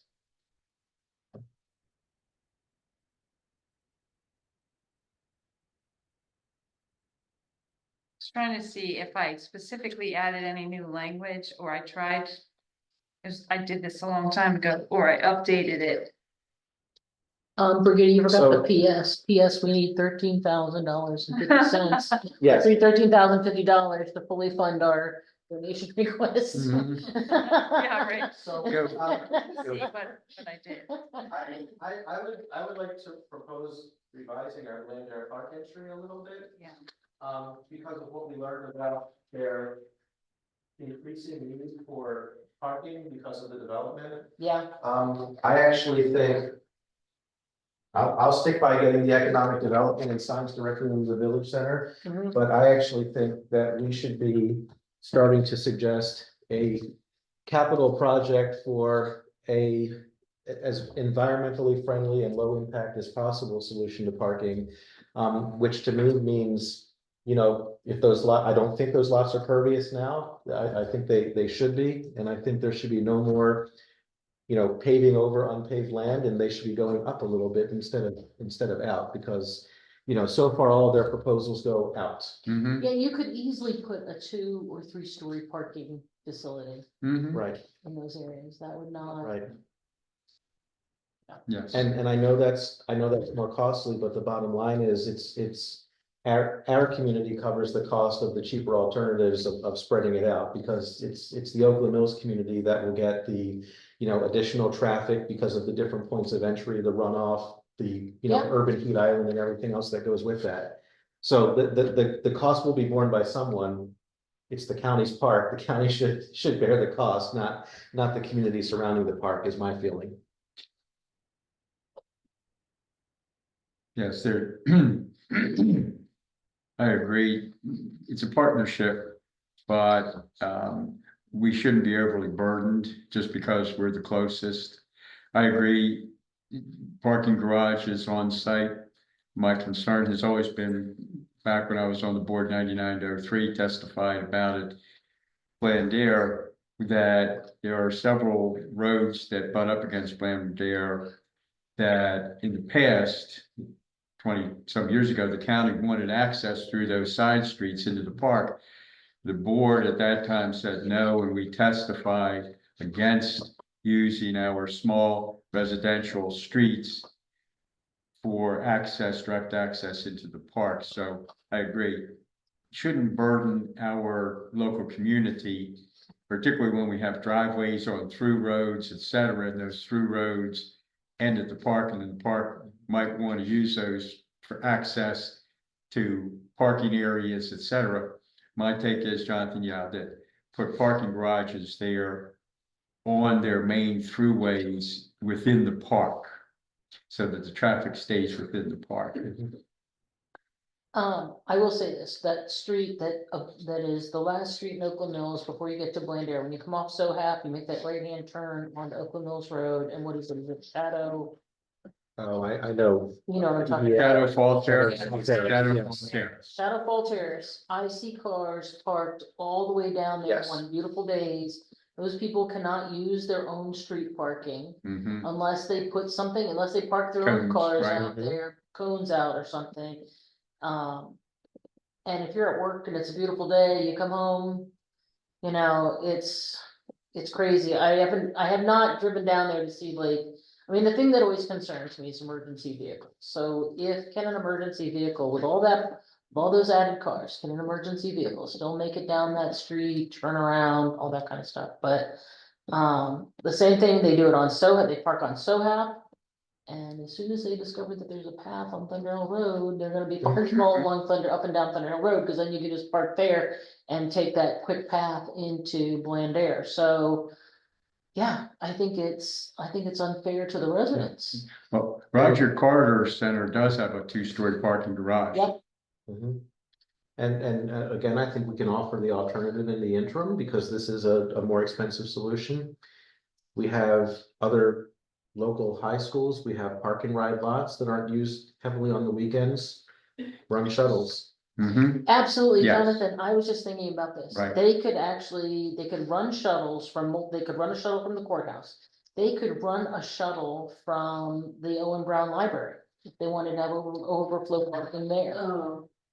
Why couldn't they? Oh, you guys live at Owen Brown? Well, no, because it's already, There's there's no parking. not parking over there either. I mean, Yeah, between that the park's community going in there. centers and their lack of parking. And now we have the 50+ center and the Oh, library okay. and the activities that go along the field. There's no park there. Yes. Under there, but it seems like it's less. I would agree. So anyway, so I just think that the courthouse is one of the best options, I mean, because it's not being used on they weekends. could do the courthouse, they could do the Broken Land 32 park and ride, they could do the Mhm. Snowden River 175 park and ride, they Yep. could do Howard, they could do Long Reach. Yeah, I think, Because they use Oakland Mills High and Oakland Mills Middle for overflow parking. Yep, I think we should put the proposed solutions in our request. Go on record and say, let us help you with your situation. Right. You need parking, capital project, parking garage on site like you do at Roger Carter. You have several parking areas that aren't used on the weekends, like and shuttle service from these could be arranged to alleviate your parking problem. So we provide solutions as opposed to simply protest the situation. we provide solutions. Well, no, that was my point. Mhm. Let's, kind of enumerate some solutions. Yep. I was don't writing even as wanna you guys were mention what we got from, Jamie. I Yeah. just wanna say, no, we need something that's friendlier to our community, friendlier to our environment. And still allows the park to be used to its max capacity. Mhm. So, implied in all of that is, we're not gonna pave over more of Oakland Mills, we build up or we use facilities around and when we shuttle people in. Mhm. I started, Bill, I was listening, as the park continues to grow, parking has become an issue and the Oakland Mills community feels the brunt of this burden. What did I say? We propose, as part of the capital project funding environmentally, it's not a complete sentence, but environmentally friendly parking project. In the existing Blandair, I don't want them to take the other side of Blandair and just turn it into Yeah. a giant garage. I don't think anybody wants that. No one in Glenmont wants that, no one in Long Reach wants that, and definitely no one in Thunder Hill wants No, it. you take you take what's already been designated as surface lots and Yep. you double their Build up. capacity by building up a Yeah. level, or you triple it by And you building up could- 2 levels if you need to. When you put in the parking garage, like the parking garage at Roger Carter, in other words, county, you've already done it, so we do it again. Okay, And then put solar on the top of it. And then, yes, and then we could put several of the No, it's existing there's parking absolutely no places shade that in the Jonathan's park. talked about, like the county courthouse. right, I did Et start, cetera, and a list of those Okay. there, One of those so sleeping that we're lights. providing lots of If we just solutions. doubled that one. Parking's already there, now you just got the shuttle That buses. would be huge. That's fairly easy, now there's money That's involved, the but small that's one. fairly easy, and That's the Oh, small yeah, one. Here, you're right. the That- when big you yeah, one. have all of the lacrosse tournaments, Yeah, that one right there, put that's the where they should. shuttle So that's where they do charge overflow grass, in the that's fee grass. for that the they tournament. walk Well, So they're you're gonna, isn't paying that where the for pickleball fields and the the shuttle basketball courts bus. are gonna go? You've That's already what got the they're parking gonna- lot, But To that, turn this into a yeah, just put the yeah. fee for the shuttle bus in the fee for the tournament fee. 100%. So you've already got the, it's no additional expense to the county. at all. Right. Okay. That's not in a pretty sentence, but I can put it in a pretty sentence. I know you We can. have time to wordsmith over email. And $13,050. You still want me to add it? And please- That's up to these guys. So we can fully fund all of the requests. They're all really good requests. I don't have any. They were last year, but it just seemed like we were right under the 5,000.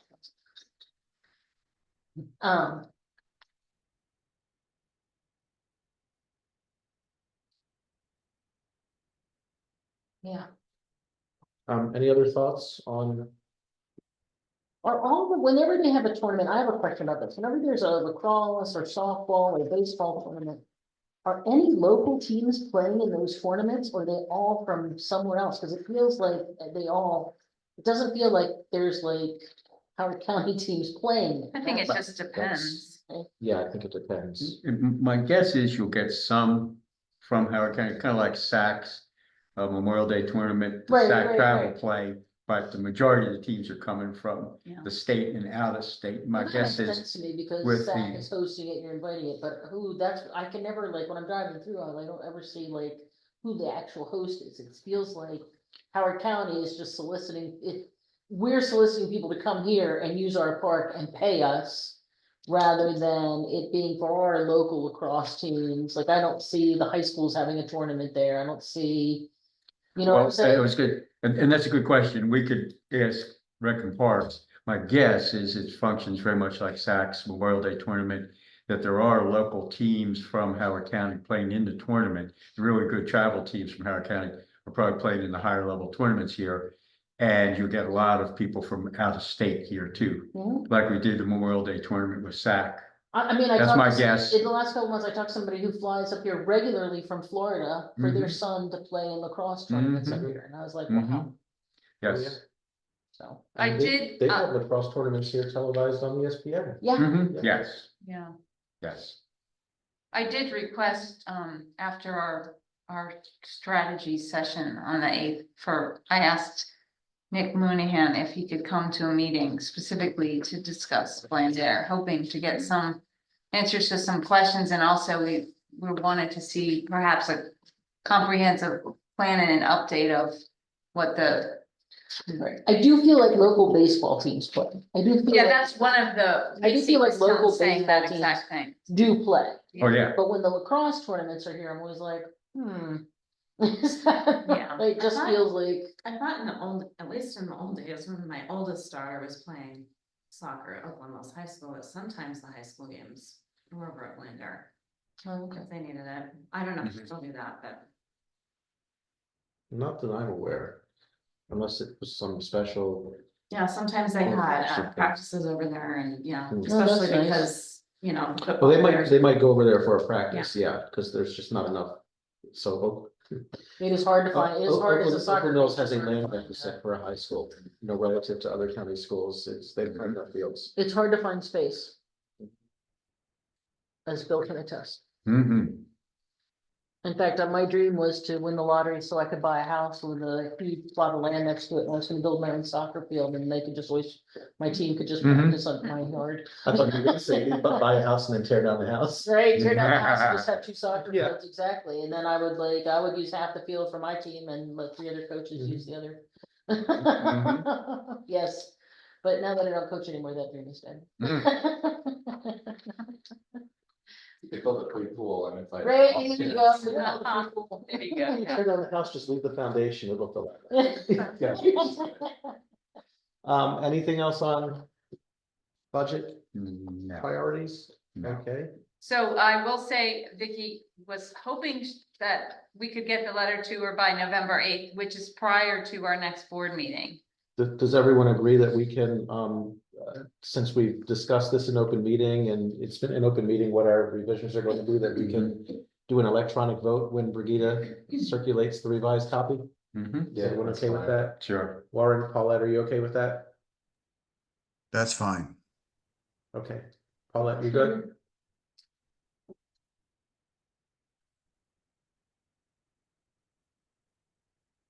Accept it. I'm gonna assume we're okay. Yeah. We- Yeah. She's muted. Yeah, Yeah. okay, we'll do that. Yes. All right, board chair report. Oh, it's a shame Tina left. So I'm assuming, Karen, that the CA board has still not received the letter from all the villages about the management contract. I have not seen it. Okay, so Brigida, in the next village manager meeting, I sent Sharon that first email and I think she misunderstood because she said, oh, all the village boards were copied. So I sent another one saying, no, I mean, that letter was addressed to Sean and the CA board. But the email you copied us on was only to Sean. Has it gone to the CA board? And she hasn't responded. Okay. Yeah, I don't think Can we've you bring that up in the village managers meeting? And if not, I'll get in touch with Kevin and tell him, hey, she only sent it to half the people we addressed it to. Yeah, I'm gonna look at an email I had yesterday to see if it was addressed in there. Yeah, no. No, it wasn't. Okay, I will ask. Okay. All right, and then, the other thing I have, because most of my stuff is education, is Kim Eisenreich, who is the administrator for the local children's board under the Department of Community Resources and Services, reached out to me because they're working on their 5-year strategic plan. So she wanted to have a conversation with me and see what hard or soft data I had, specifically about inequity in investment and kind of perception and language and reputation of the Oakland Mills community with a primary focus on schools. So like the school maintenance issues, school reputation, perception, things like that. So I'm gathering some stuff up and we're planning to have a conversation sometime next week. But if there are other things that any of you think of that you think I should share with her, just send a note my way. And I'll include that in the conversation. And that's all I have for board chair. I'll cover the rest in education unless there are any questions for me. All right, I'll send it over to Karen. Okay, so, we have a meeting Thursday. We're gonna talk about budget timeline. Sean's gonna give us an update on the progress with the strategic plan.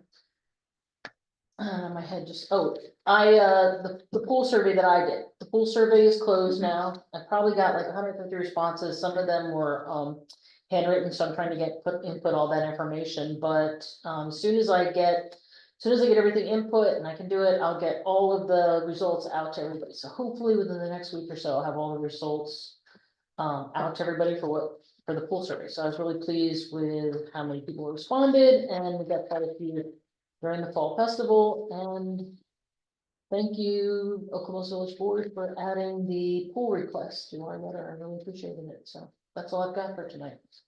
All right, any questions, Karen? All right, thank you very much. On to Brigida. It's time to Okay. talk about the holidays. The holidays, yeah. So every year at this time, we share with the board, the proposed, or suggested, whatever word you'd like to use, Oakland Mills Community Association holiday, closing schedule for the next year. So this is it for 2025. Last year, we added an additional day because of, Juneteenth. And, so I did the same thing this year, so we get 11 holidays, 1 floating holiday, and this is for staff who are 20+ hours. That's how it works. So any questions, or, I mean, it's pretty straightforward, but any questions? No. Okay. So that was the first thing I wanted to share. And then the second is my report, which you all should have a copy of. First and foremost, I would like to say out loud, thank you to Amy for a wonderful festival. We couldn't have asked for better weather, so great job on that. Yeah, I take all the credit. Yeah, good job. It was wonderful. I think we did. We did. But everything was just really good. I thank all the volunteers. I thank CA. I thank the performers. I thank the vendors. I thank all the staff, the board members, everybody who helped. It was really a great day, and I just a huge success. And I heard nothing but positive things. And one of the comments I heard a lot that I wanted to, basically, that I really wanted to share, because this again is all attributed to Amy, was just how organized the festival was and how the communication was great, and nobody had a concern as to when they should be here or what was going on. And that doesn't always happen in festivals, so that's really a positive, great thing. And it also brings people back the next year. And the other thing was the festival website. I had several people comment on how easy it was to find the information, and that a lot of times a festival will have the idea of putting out a website, but they don't always follow through. And they said that everything they could have asked for was very clearly displayed on the website. So thanks so much, Amy. And I just really wanted to say that because it was a great job. It was a nice festival. And because Amy, it's her busy time of the year, we have a lot of events coming up. We have our first Lively Arts concert on Friday with Chris Campbell, who hasn't been here since before COVID, so we're excited to have him back. Comes up from Virginia. Very fun, very pleasant. And then we have another one November 15th with Mr. John. So we hope that our young families will come out for that. We're trying a new avenue of advertising. This is exciting. This is Facebook exciting. advertising. Yeah, trying to target specific ages. So we're seeing, Amy and I are kind of playing with it to see how You it might plays see it out. in your Facebook feed. Actually, it's across Meta platforms, so it's also Instagram and I forget. what Right, else. right. So we'll see if it serves us a benefit. It's not super expensive, and you can put a cap on. Hopefully they'll stay within that cap. I'm And- watching it closely. Yes, yeah. We had Jazz in the Mills tickets on sale. We're 2/3 of the way, almost sold out. I believe they will be sold out in the next couple weeks. And then, of course, our holiday events Amy has made flyers, and tickets will begin going on sale for both of them at different times, but in the first couple weeks of November, and that information is on the website and Facebook page and will be in the e-newsletter. I haven't quite gotten it onto the homepage, but it's on the calendar right now, so. And then lastly, our new resident volunteer appreciation dinner is on November 4th. I did notice today that some people's names weren't on there for RSVP, specifically some people in this room that I was wondering, if they were coming or not. So RSVP, but hopefully.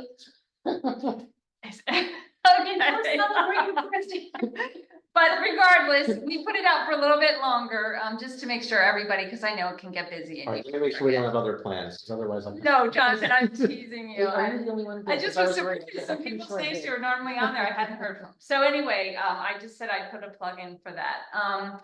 I did put out stuff for the election monitor committee. I have gotten responses, so, that looks good. Some new people, some returning. Amy and I have gone over the election, calendar drafts as well as the guidelines. So I will have those hopefully to you by the next meeting, so we can have them looked at and set to go before we go, even out for the holidays, which is what we were hoping for this year. Tomorrow we have our annual facilities walkthrough with, Josh from CA, and Oscar. So we'll walk through all of the facilities, including the 3 neighborhood centers. I'm gonna try to plug in some things that I want and see if, maybe CA will take care of them. So we'll see how that goes. Karina has specifically requested that our water fountain, a lot of the village centers, the community centers, they have like ones that you can fill up a water bottle. Yes, that would be great. And so she said, Brigida, I was at another center today, so it's on my list to ask tomorrow to see if that might be a possibility. All of our trees were given away, and people were very happy, very happy. And I have been in touch with a resident who, it was a daughter of someone who was at the festival, who's been at the festival for years. And her daughter, is bilingual, and her and I, a vendor who I know really well, we were talking, and she mentioned that her daughter's bilingual and she majored in Spanish, and I said, oh, so we are really hoping to get some where we can have somebody like initially just translate flyers, but also maybe work with us when we sometimes have potential renters who come in and there might be a language barrier. And she said, well, I'll reach out to her. And so she sent me your information. I've reached out to her. I'm in the beginning steps. I don't know if it will go anywhere, but it does bring me, I'm like, maybe for next year's budget, if in fact something would come through, we could possibly do like a contract on a, hourly basis or however we wanted to arrange it, but just a little bug in your ear. But I thought it's something that I've wanted for our community for a long time, and Sandy and I really tried to get somebody to help us, and we were unsuccessful, so this might be an avenue in, so I'll see where it takes me, but I might be able to. yeah, so that's what one of my really big objectives is really to be able to reach our Spanish speaking population, as well as, like I said, we've had several renters. We get a lot of people who come in for quinceañeras, and we are able to communicate a lot of times with the children, so it's fine, but it would be great to have somebody who could actually speak Spanish. So that's I only have one thing that isn't on my report. I got a call. This is exciting. I was gonna say it during the education committee, but it didn't fit into what we were talking about. But I'm sure if you haven't, you might have heard that we're getting a Judy Center at Stevens Forest. Well, you just ruined part of my report. Oh, well, darn it. Well, let me just tell you, I'll only say brief minimum. Okay. The woman who runs helps with the Judy Center, who's helped for years, is a good friend of mine, and our children all went to school together. She called me today, and she's like, oh, I know this woman. And so she would love, once they're just doing a lot of the initial, but she would love to come and maybe hopefully come to a board meeting and let everybody know what the Judy Center is and how it can really benefit not just the public schools, like all of the schools in our community. And hopefully we talked about me meeting with Cindy, who's the director, as they're looking for a director for this Judy Center, but see how we One in can Owen Brown, partner. isn't there a Judy Center? Cradle Rock. Cradle Rock, Yeah, yes, that's what I thought. yes, and I've worked with them when I was over, my kids were over there, and when I was at the preschool over there, I worked a lot with the Judy Center, so sorry if I ruined that, but anyway. I was excited, and she called me, and I'm looking forward to having, another that's great. partnership, Yeah. yeah. So, yeah, I promise that's all I have. Jonathan doesn't get to have all the fun. No, no. All right, architecture. Sure. So there was one, property, 9536 Saddleback Row, which Karina had sent out, both, photos of issues that are ongoing and, the, two letters, the 15-day letter and the, resolution to CA letter. And so, I'd like to make a motion to send the 15-day letter to the property owner. Do I have a second? Bill, let's Which take property, it. which, all- what's the address? 9536 Saddleback Row. And so, all in favor of sending the 15-day letter? 3, Warren and, Paulette. Aye, Okay, Yes. Paulette, there. Oh, Maybe she's having technical difficulties. Paulette, are you there?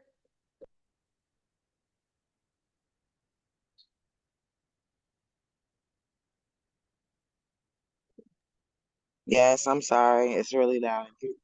okay, that is a 15-day letter for Saddleback Row. Are you in favor of that? Yes. Okay, thank you. 500. And similarly, the rest. Who's the second? I'm sorry. Bill. Bill was the Okay, second. Yeah. Similarly, the, if she doesn't respond to the 15-day letter, we would send the resolution to CA letter. I'll make a motion to send the letter. Do I have a second? Bill, all in favor? 1, 2, 3, 4. Paulette? Yeah, that's a 500. Okay, so we have that. Couple of months ago, we had an appeal where the, it was, I guess, a person who had been rejected for the assisted living facility, and so he reapplied at a new RAC meeting, new application, and we ended up approving with stipulation that it was just be limited to the 5 beds that had previously been approved for, and he's since applied for an appeal of that again. And so I think we're tentatively gonna be hearing the appeal next meeting. So that will, if we do it at 6:30, maybe, I don't know if that, but that's kind of the tentative step that we'll hear him another appeal from the same person at the next meeting. And then, as we sent an email a couple of days ago, Karina wants to a 15-day letter and a resolution to CA for 614640 Winks, which she said in an email that if the retaining wall continues to And deteriorate. Andrew, we actually can't discuss Okay. the details. Okay, yeah, well, I guess I disagree with Karina. I think the property is well maintained. It's certainly imperfect, as I had sent the photos out, but it's, in my opinion, if we refer that to CA, we'd have to refer half the homes in Oakland Mills to CA, so I don't think it's reasonable to refer to CA. So I personally am not gonna make a motion. I would vote against referring that 614640 next to CA. So I think the problem is if a property can be perfect, but if there's one thing, and that's the thing that drew the complaint because we're complaint based. That's what we have to, that's what Karina has to enforce. So. Yeah, I have no objection to Karina enforcing it, but I, as the architecture chair, would, I'm not gonna bring it. I'm not gonna bring it for a vote. Someone else wants to bring it for a vote, they can, but I will vote against it, and I would urge others to vote against it because it's in good shape, so. But you can bring it, I wouldn't be offended if someone brought it to the bank, you can't see for the. Yeah, I know, I was just looking at the But house. it's in good shape, so I don't see why we should refer it to CA. So, I disagree with what Karina wrote in her letter as well. So the one thing did not look good to me despite the rest of the property, but I guess I have a question. Let's say we didn't do that now. Then we That just means Karina continue, keeps working it, but is there a point then where she could come back to us and say, look, yes. it's still the way it was? They're not, there's no response, whatever, now's the time, or? You have the Okay. you have the option as the architectural committee to not vote to send it forward, absolutely. But yes, she would continue her process, try to reach out to the homeowner and work with them, et cetera, again. And then if again, we have to follow the enforcement process. If there was nothing from the homeowner, then in turn, she may recommend for it to Okay. come back. That So, would be so the step. I don't know what I can ask on this. I won't ask any specifics, but the rest of the property looks good. Was this one thing that's not good, the issue, or were there other issues and they took care of the other issues and this is what's left? Because we're usually referring these when there's no progress being made. So if they made the rest look good and it didn't look good before, then that's evidence of progress. But if everything was good before and they just will not deal with this one thing, then there's no progress. So You there's know a what I mean? lot of details, which hopefully this would have been discussed prior to the meeting, but there is definitely details involved in this situation. And it technically can't be discussed in an open meeting. Okay, can we add a closed 15 minutes or so to the next meeting with Karina so we can discuss, since it's a potential legal? We could, or you can even in the interim, ask questions to like you would have okay. done, like how she sent it out and Okay. made the request, you could ask her questions and have a discussion prior. Okay, And she could clarify any questions. I mean, or we could do it next meeting, but I'm saying in interim, you can do it as well. So if you want me to Thoughts, just, board? It seems like there's not consistent agreement on the issues with a specific property. And I think that would need to be taken care of before the board as the architecture committee would take action. Is what are the details? What are the violations? Which ones have been resolved? What remains, etc. So that we would know exactly what the score is as of a specific date. I was gonna say, yeah, could she provide us the whole timeline and, what's the original complaint? When and how did it get expanded because it led to the 3-6, all those things that happen in the process. so from my understanding in my discussions with Karina and Carrie, that if a board member has a question about specifics of anything, they're more than welcome to come in and ask about it. It just cannot leave the center, basically. Okay. So I will say that the reason why these types of letters are proposed in advance is so the board has the time to look at them and ask the questions prior. So when we get to this point, you are familiar and your questions have been answered. So when it's put up, you already have the information. Like I said, because we're not allowed to discuss the specifics, it's simply a vote as to whether we should do the 15-day All and the right, well, resolution. then I'm just gonna go out on a limb here, because I'm looking at the 15-day notice, and the thing on the notice is the thing that's still, from the pictures and the eyeball is the thing that's not addressed. So I'm gonna motion that we go ahead with the 15-day because that's the item that's mentioned. It's not anything else with that property. Is there a second on that? I'll second it. Okay. All in favor? 1, 2, 3, 4 opposed. 1, and no abstain.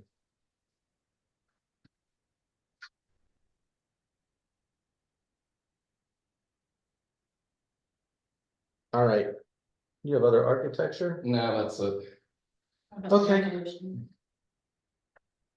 Oh, do we do that as a package or we do it I always thought we did it just as the We've package. been doing it. Yeah, separate. Okay, Yeah. is there a motion to follow up with the letter to CA if the 15-day notice does not receive a response? Motion from Bill, is there a second? Second from Warren, all in favor? 1, 2, 3. 3 in favor, oppose? 1 abstain. Paulette, are you abstaining or did you not come off mute fast enough? It's just there. Okay. Is that a yay? Thumbs up. That's a thumbs, okay, The all right. thumbs up, yeah. Okay. So I do have a question. Why do we do that separately? Because why, if we're setting the 15-day and that's the next step in the process, why? In what circumstance would we want to do the 15-day but then not follow the Because rest of they're the two separate process? things. If in fact there is a response to the initial 15-day, then we would have no need to send the letter to CA. So that would be the next step. So Yeah, they're but two what I'm separate steps. asking is why couldn't there be a motion that says there's a motion to send the 15-day and on the condition the 15-day is not You can responded do that. I to? think that's how Yeah. we used to do it. Okay. It's just like I thought we did, separate. yeah. Yeah, Okay, Mhm. okay, but yeah, you just have to word it that way. okay. All right, education, I actually, I have a lot of things and we had an education committee meeting, so. I'm gonna start with the bad and then lead to the better and the good, so, if you haven't heard, unfortunately, Mrs. Hall at Oakland Mills High School, passed away very unexpectedly.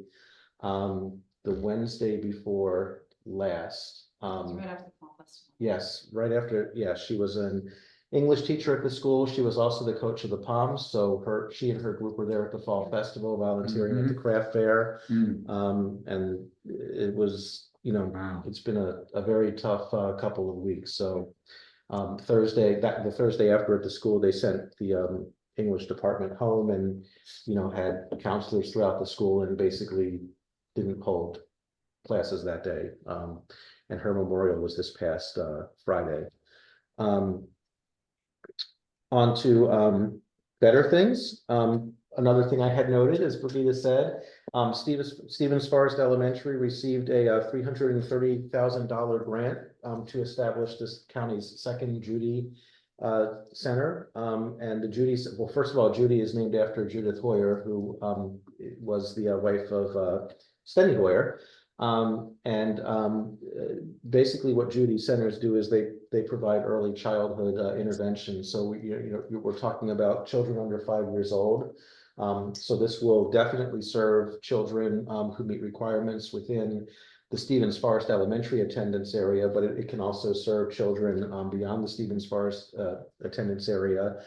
This also helps meet the requirements, I believe it's the first pillar of the Maryland Blueprint for Education for early childhood intervention, which includes expanding the availability of Judy centers throughout the state. So this now doubles the number we have in the county. And if you look at these things and studies these things, there's a lot of empirical data demonstrating that, the faster, the quicker we get to children, especially those at risk with these interventions, the more likely they are, going to end up, where we want them at or above grade level as they progress through school. So this is, I would say nothing but good news for Stevens Forest and for our community, and it fits right into the building because it's a relatively small school, so it makes good use of the building, and it's good news. And actually, I think the woman who runs the one at Cradle Rock actually helped them and co-authored the grant application for Stevens Forest. So, we'll have basically two right next door to each other here in the Owen Brown and Oakland Mills communities. Let's see. Big events, at Oakland Mills High School. Last night they hosted the second night of the county high school marching band showcase. So 6 bands performed at Oakland Mills last night. The week before, 6 bands performed at Reservoir. The thing went off without a hitch. It was, I mean, the weather, everything about it was perfect. The weather and everything was perfect.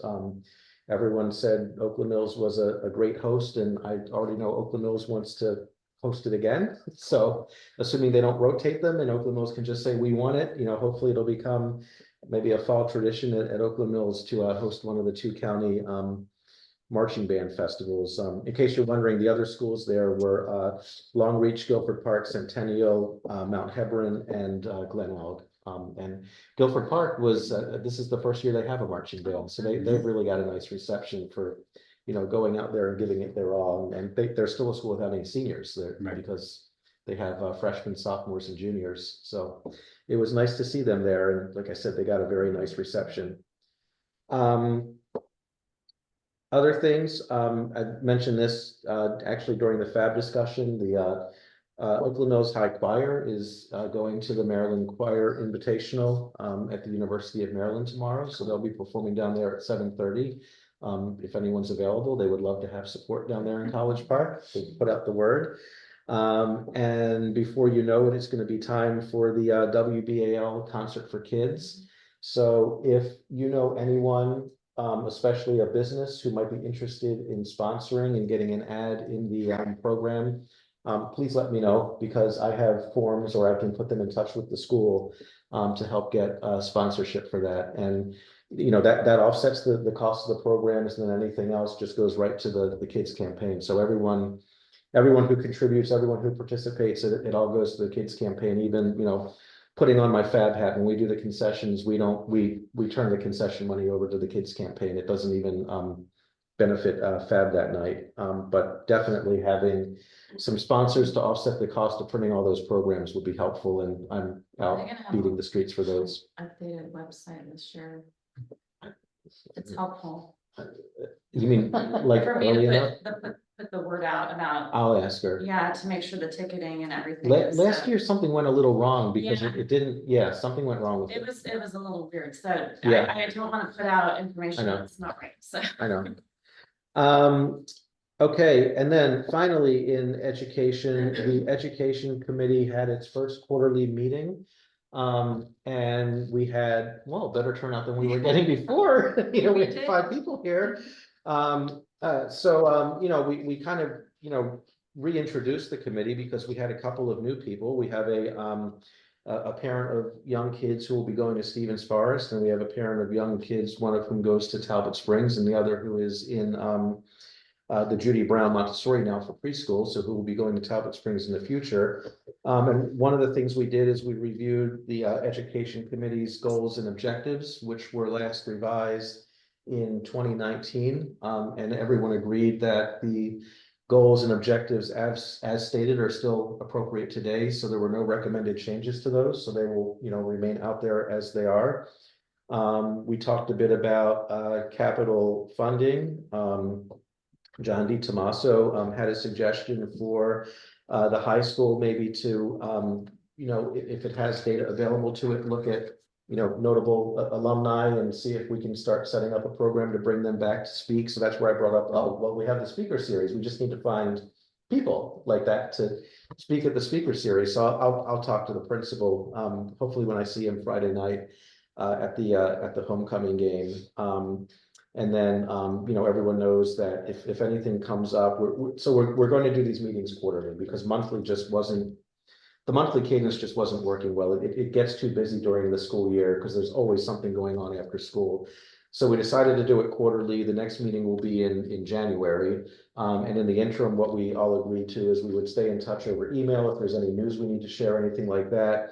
And if something comes up, then we can always meet ad hoc. And the one issue, actually, our new parent from Stevens Forest brought up is, like, what's our strategy if something goes south on the capital plan? Do we have a way of getting the word out and mobilizing people quickly? And we went, oh yeah, we do. We mobilized people to testify for 2 hours the last time that thing went south. So, no worries there, but that's a good example of where we may call an ad hoc meeting, just to get a full understanding of what's happening and figure out how we're going to get the word out. So it was good to have that meeting. Everyone seems comfortable with, like I said, the goals and objectives. Everyone seems comfortable with doing the quarterly cadence with ad hoc if something comes up. And unless there are questions for me, that's my education summary. Good update. All right, Warren, public space. I guess real brief, I'm fading fast here. We worked on goals for our committee, and so we're reviewing that, and we'll probably come up with something the next month. For Amy, you had a question about the gaps on the curbs. Oh, yeah, yeah. I talked to Chris Etoff at the meeting about the bike lane on Thunder Hill Road. And he said that that's just a repaving. Once it's repaved, it will be fixed. So let's Yeah. hope they do that soon. Because I got one of my wheels caught in one of those the other day as well. So That was painful. yeah, it's pretty big. Yeah. It's a Warren, pretty- did you hear Chris say that they're gonna try to do that repaving before the end of the year? I was at the meeting that you were at right here. Oh, he Yes. said, oh yeah, you heard, okay. Okay. I did hear that. Yeah. And that's about it. Excuse me, Warren, Sure. one thing to consider, it wouldn't be a goal, but a work item is the sidewalks in Oka Mills, that the homeowners that abut the sidewalks, that they keep all of their vegetation on their property from getting on the sidewalk, overhanging the sidewalk, because it compromises the use of the sidewalk by people who walk there, or me, I ride my bike there, and certain places have the sidewalks unusable. So that is an item for consideration for your committee. Thank you. Okay, thanks. I think that's isn't that a county regulation now? I know we have to keep it clear for snow. So we probably have to do the same for vegetation, but I could ask about that. Thank you. Sure. Thank you. Thank you, Warren. Paulette, tenant committee? Hi, I reached back out to Paul Thompson about the Columbia Point or the, organizing the tenant committee stuff. I still haven't heard back from him, so I sent a follow-up email. I'm waiting to hear back from him regarding that. And then tomorrow is our Halloween social, starts at 6 o'clock. So hopefully you guys can stop through for a minute if you want. That's it. Sounds good, thank you. Okay, Of course. so Paulette, this is Vicky. Can you tell me what the email was that you sent to Paul, and that way maybe I can follow up or circle back. We're trying to like trying to figure out, because there's no precedent or there's no other tenant committees. We're trying to figure out like how we would count the votes, like Columbia Point, like how would they count, not their votes, how would they count the signatures and that type of thing. Is there going to be like some type of county appointment or anything? Like there's nothing to go by, so we were hoping that maybe he can help us with that. Okay, so you were asking for like just a sort of structure for. Well, not necessarily structure. Like I said, there's nothing but the law. There's nothing to go by. So, we don't Okay, know who to reach out to, or who not to reach out to, or whatever. I'll just ask him about your email. Thank you. No problem. Thank you. All right, thank you very much, Paulette. All right, we're on to the bulletin board, Amy. I think I have everything. Okay, Regina? Nope. No. Bill? No? Karen? I just have a quick question. So I was out talking to some residents in Thunder Hill the other day who live on, we have 4 houses on Herbert Drive off of Mellenbrook that are part of the Columbia Association. But 2 of the houses told me that those houses were grandfathered in, so they have a deteriorating curb, but it's really it's a county curb. So there's 2 issues. It's like a blacktop curb, but it's like got grass growing across it. It's not a complete curb or anything like that. And that was one issue that they wanted to know who would take care of that. And then, also there's been multiple water main breaks on Herbert Drive. And they come and they repair the water main, but they were like, why don't they just replace the pipes instead of keep coming back? So that was another question that I had. It's everywhere. Yeah, and then last but not least, one of the gentlemen has a street tree. It's a tree at the end of his property, and he said the roots keep eating into his sump pump. And he wants the county to do something about the tree, and they keep telling him that they can't do anything about the tree, but he's had to have the pipes on his sump pump replaced multiple times because of this tree. So he said they've come and trimmed like branches away from it. So I kind of needed some help as to like I think the curb, they could probably do like a C-click fix. We could just go over there and take a picture of it and do that. The water main stuff is a little more complicated, but the tree issue, I feel like that could be resolved by the county, that they could come out and do something about that tree. So I just really wanted some help with some direction for that. So it's not really bulletin board so much as it's me pleading for help. So you're right, I would say the C-click fix with the curb, and if it turns out Yeah. it's not the county's curb, they'll tell you whose it is. I would assume that the curb always belongs to the county. If Yeah. it's a county road, that they also own the curb. You could get an approximation of that by looking at the county interactive map. There's the disclaimer that do not use it for any legal purposes, but it's accurate to within 2 or 3 feet. So you Okay. could get a good feel for where that curb is and who owns it. Okay. Yeah, it's an old time curb, Bill, and they don't have sidewalks on that side of the street, so.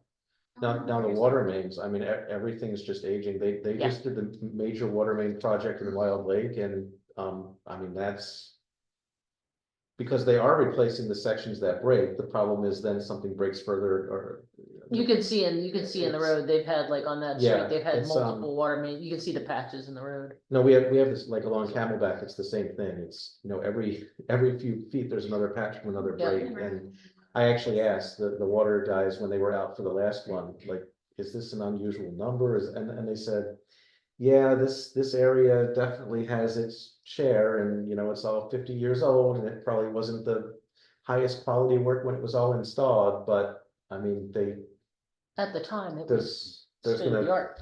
there's gonna come a time, yeah, there's gonna come a time when it all needs to be redone. Well, I do because remember it's- that on Route 20, do you recall on Route 29, they did have to replace a major section of the water Mhm, lines. I do recall that, but I don't know how long ago, that was like more than 10 years ago now, but. mhm. Yeah, so I wasn't surprised when they told me that because, some of those neighborhoods that abut Thunder Hill have been there longer than Thunder Hill. Karen, on that tree root issue, you might want to have them consult a lawyer, because as I understand, in Maryland, it's the principle of verticality, your property line branches over the top, you can cut them off. Roots below, you can trench them out, okay? However, I think there is a caveat that if you do something that will obviously kill the tree, that might be an issue, but probably legal advice would be the best thing. And realistically, the best thing would be if the county took the tree down, that stops the roots, and then you're done. I don't know if the county would be willing to do that. Then, lawyer consultation. It could be that the homeowner might be able to do something against the county because the county realizes they're causing a problem, but won't do anything about it, Right, It's tricky. okay, yeah, thanks, Bill. Mhm. Thanks, Grace, that's all I had. Okay. Andrew, No, nothing. okay, Paulette, Yes, anything for bulletin board? no, Okay, Lauren? Yeah, I have some bad news as well. Kathy Lilly, who lived on Thunder Hill Road, she passed away 2 Sundays ago, and they're having a service this Friday. She was a chemistry teacher, very beloved at HCC, and she was a dear friend of mine. Hmm. Oh, I'm sorry. I'm so sorry, Warren. I'm very sorry. Sorry, Warren. Thank you. That's it. All right, thank you, Warren. Okay, I think that concludes everything. Thank you, everyone. And we are adjourned until the 12th. Thank you. Take care, Thank everybody. Brigida, can I talk to you about